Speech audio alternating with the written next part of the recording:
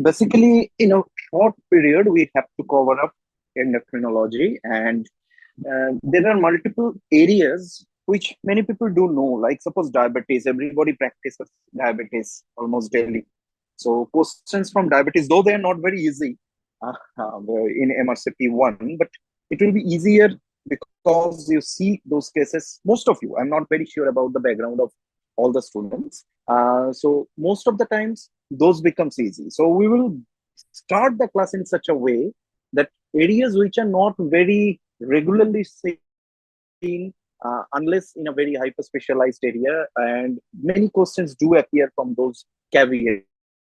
So we will start from that area. So first of all, we'll start from the adrenal, and at the end of the class we will go into thyroid and diabetes. So so adrenal gland, and simultaneously, if you are new to my class, I would request you, this will become a note, and as a running note as the class will continue.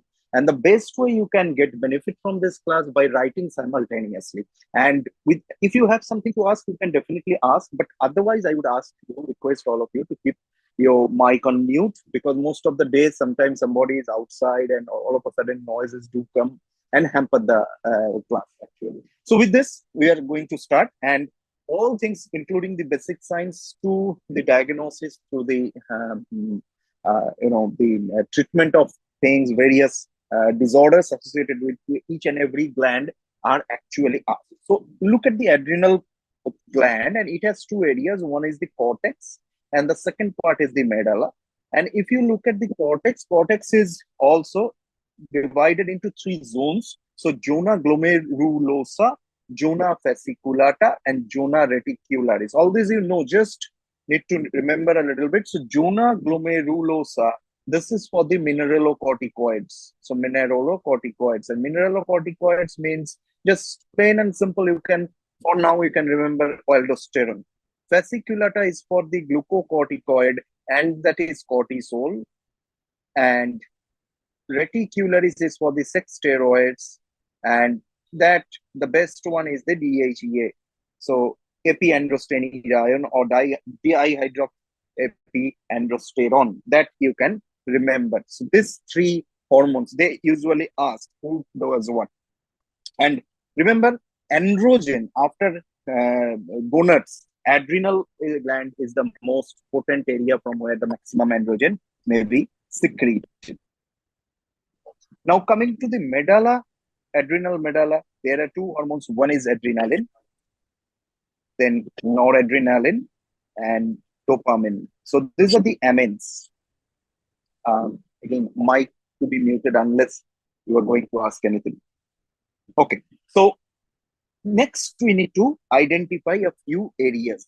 Suppose if we look at the actions of individually, so mineralocorticoids are those things which actually causes, high BP, basically, or loading of salt, basically. So what happens if we look at aldosterone function, because this is extremely important. Aldosterone function can lead to more BP and more sodium retention.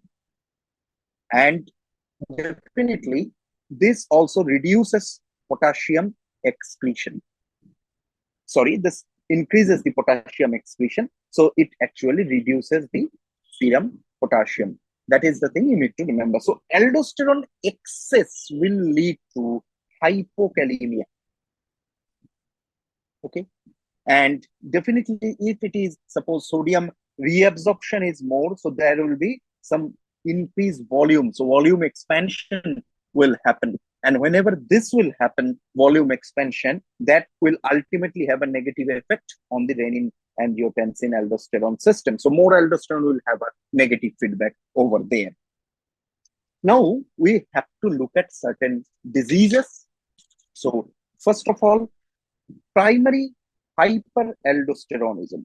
Primary hyperaldosteronism. So what is this? This happens whenever there is excess aldosterone. And very important question, what is the most common cause of primary hyperaldosteronism? That is hyperplasia of adrenal gland. So this is basically a hyperplasia, bilateral adrenal hyperplasia. This is the most common cause of primary hyperaldosteronism. Now, remember, this is one of the areas which is responsible for secondary hypertension, more specifically, if it is a hypertension clubbed with hypokalemia. Now, my question to all of you will be, can you name a few cases where hypertension and hypokalemia simultaneously is present? So somebody please, and this is a very important area to answer in the examination. A few areas where hypertension with hypokalemia may be present.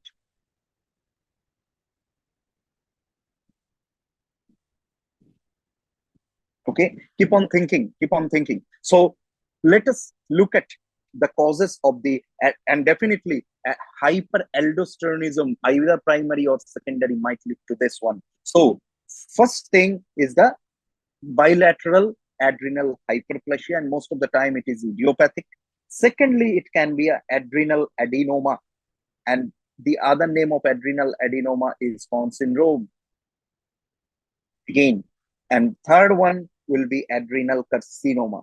So if a question says that you are getting hypertension, hypokalemia with a severe weight loss, and in endocrine area, if something comes like that, so adrenal carcinoma might be one area. And the last one in this one can be glucocorticoid deficiency. And this glucocorticoid deficiency is usually known as glucocorticoid remediable aldosteronism, where basically glucocorticoid is low, that leads to high ACTH, and that leads to more aldosterone secretion. And the treatment is giving glucocorticoid in a case of hypertension. So that is something we will come one after another. Now, what are the features of aldosteronism, hyperaldosteronism? So there will be high BP, definitely.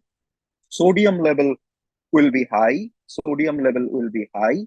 Potassium level will be low. Aldosterone level will be high, and renin level will be low.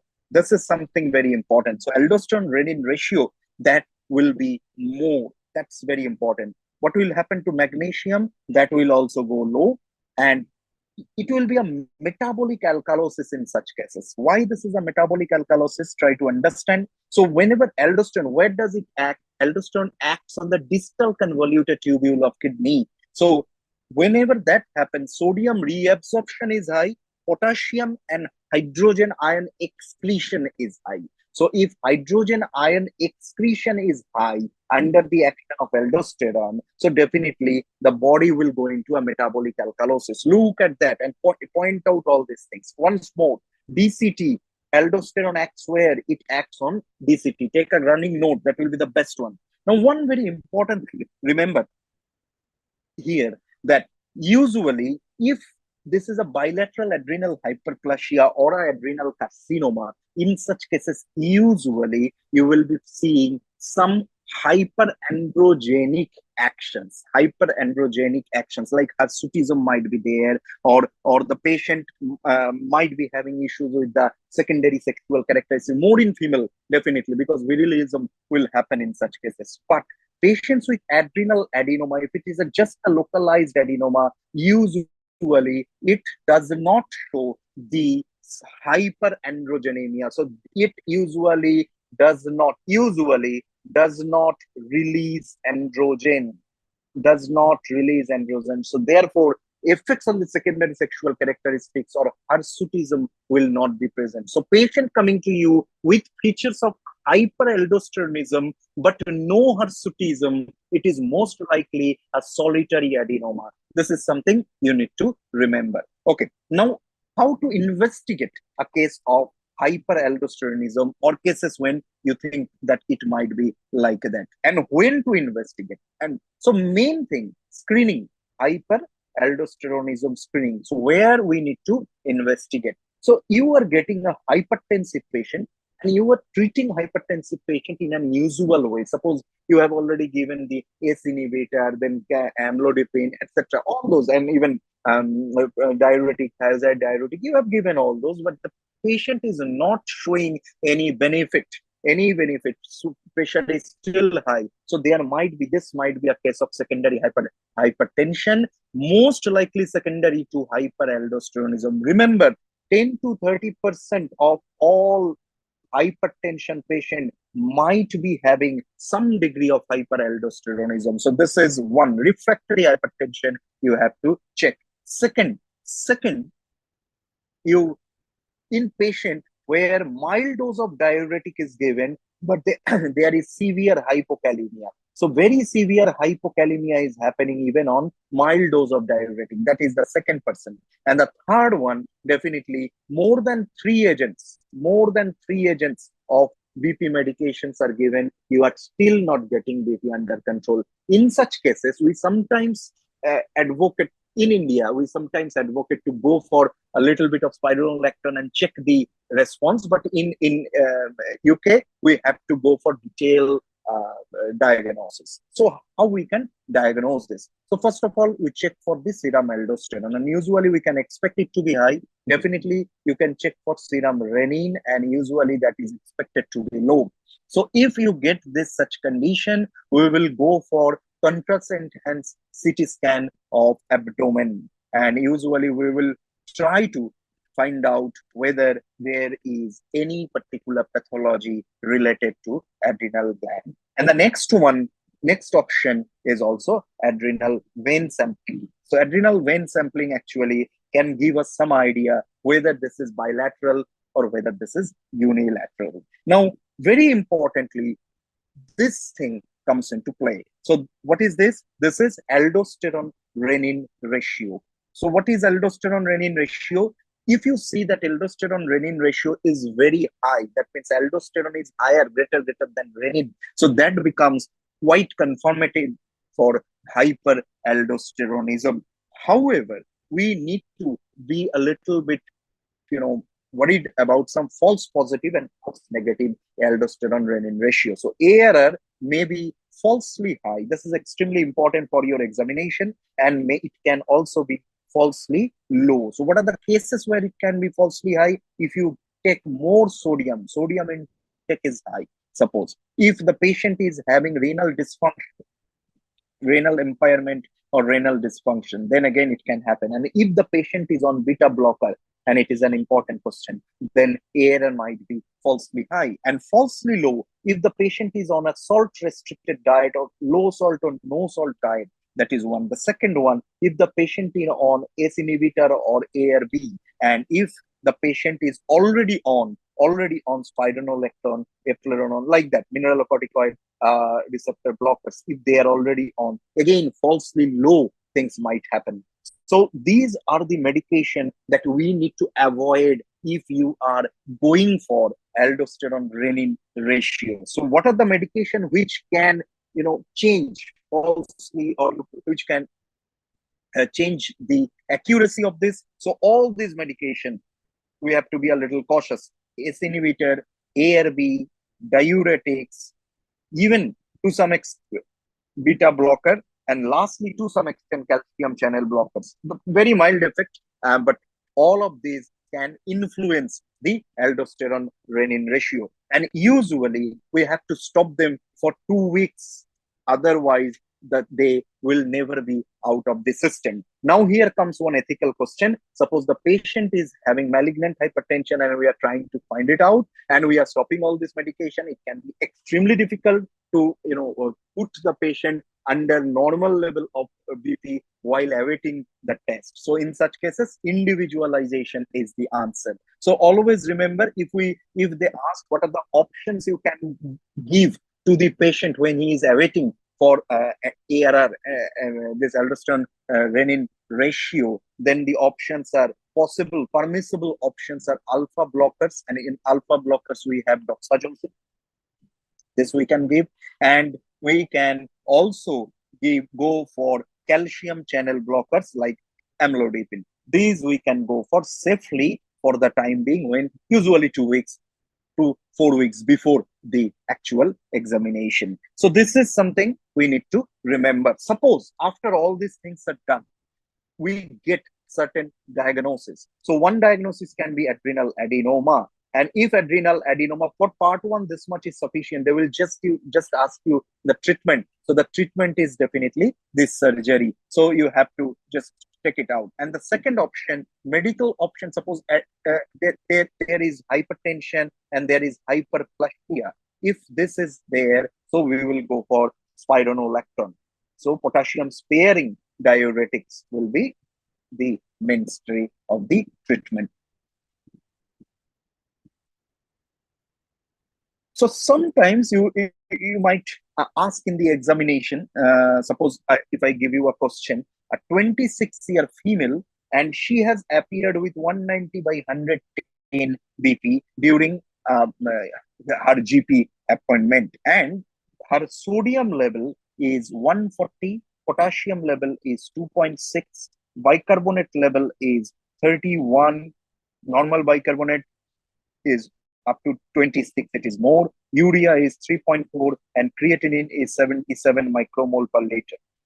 This is normal. Okay, so which one, what do you think is the process, and what can be a diagnostic here?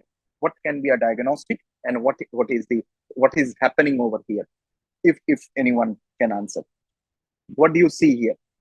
Young patient, hypertension. Is it a primary hypertension or secondary hypertension? What do you think? As sodium is high and potassium low, it is secondary. It is secondary hypertension, and also young patient. And you see the values are pretty high. It usually should not be. So can you name a few causes of secondary hypertension? Very commonly asked. Primary, everybody can answer. Secondary, how many causes do you know? Endocrine is all about secondary hypertensions. Yes. Yeah. So how tumors? Yes, tumors like small cell carcinoma, lung. We can come. We will come definitely. Yeah, we can come over there. Anything else? And the main. So all these main. Multiple endocrine hyperplasia. Yeah. Main can be. And since you have mentioned main, what is main, by the way? Pardon, sir. Please repeat. What is main? Yeah, what is main, by the way? It's a hyperactivity of multiple hyperplasia. Yeah. So it's a hyperactivity of multiple glands, basically. Okay. So is there any antagonistic term in endocrinology where hypoaction of multiple glands happen? That is APS. APS, autoimmune polyglandular syndrome. Yes. So since you have informed main, this is very important for the examination. Always think of main and APS. Main, you will see multiple glands are involved. All glands are hyperactive. It can be depending on the types, parathyroid, pituitary, whatever. And in APS, multiple glands are involved, but all glands are hypoactive. Now, before clicking the answer, always in hyperactive cases, just don't think, oh, no, it might be just hyperparathyroidism is happening. No, just try to exclude whether it is a main or just a hyperparathyroidism. Try to exclude. Similarly, whether this is APS or whether this is only Addison, or whether this is only hypoglycemia, or whether this is insulinoma only, that you need to identify here. This is very important in part 1. Part 2, it will be very, very crucial, because many questions they will give single gland and multiple gland intervened. So do not just jump into that. Now coming to my question, secondary hypertension. So one is definitely this, as you have mentioned, some glandular main, it might be Conn syndrome, might be Cushing syndrome, might be this adrenal hyperplasia, might be drug induced, it might be like steroid. You are giving steroid for certain reason and it is going up. So multiple similar pheochromocytoma might be. These are the things. Secondary hypertension, we need to find out. All secondary hypertension are under endocrinology. This is something you need to remember here. And when in every such cases, 26, so young, this much pressure, something must be there. So always try to differentiate between them. Now, one more important thing, already you have understood, this is going towards somewhere, the hyperaldosteronism. And since I haven't given, because you see, potassium low, sodium is high. So since I haven't given you the thing, so it can be a CCT abdomen can be one of the options. Then this aldosterone renin ratio can be one of the options. So main motto was here whether it is a secondary or it's a primary hypertension and which direction it is going. Always think hypertension with hypokalemia under an umbrella. Look at that, whether hypertension with hypokalemia is given. So there must be something underneath.